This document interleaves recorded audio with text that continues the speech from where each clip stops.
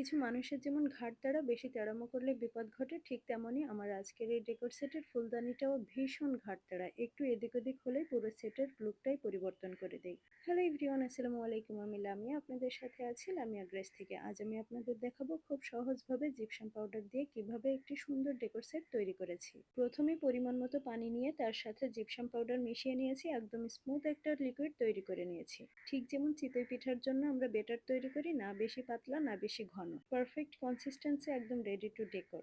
লিকুইডটা যখন একদম পারফেক্ট হয়ে গেল, তখন আমি আমার পছন্দের ডিজাইনের মোল্ডে এই মিশ্রণটি ঢেলে দিলাম। মাত্র 20 মিনিট অপেক্ষা করার পর খুব সুন্দরভাবে ডেকোর সেটটা আনমোল্ড করে ফেলেছি। বলেছিলাম না এখানেই সাধারণত তেড়ামো শুরু হয়ে যায়, আলহামদুলিল্লাহ আজ কিন্তু আমার সাথে ফুলদানিটা কোনো তেড়ামো করেনি। এই তো তৈরি হয়ে গেল আমার জিপসাম পাউডারের ডেকোর সেট। তবে আজ পুরো ডিজাইনটা আমি দেখাতে পারছি না, কারণ এখন এটাকে রোদে দিয়ে ভালোভাবে শুকাতে হবে। পুরোপুরি শুকিয়ে গেলে এর কালার, ফিনিশিং আর ফাইনাল ডিজাইনটা আমি পরবর্তী ভিডিওতে শেয়ার করব। আর এই ডেকোর সেটটি তৈরি করতে আমার মোট কত খরচ হয়েছে সেই খরচের পুরো হিসাবটা আমি আপনাদের সাথে পরের ভিডিওতে ইনশাল্লাহ শেয়ার করব। আজকের মতো এখানেই শেষ করছি। ডেকোর সেটের বাকি কাজ আর ফাইনাল লুক দেখতে আমার পেজটাকে ফলো দিয়ে রাখুন আর ভিডিওটি শেষ পর্যন্ত দেখতে থাকুন। আবার দেখা হবে ইনশাল্লাহ।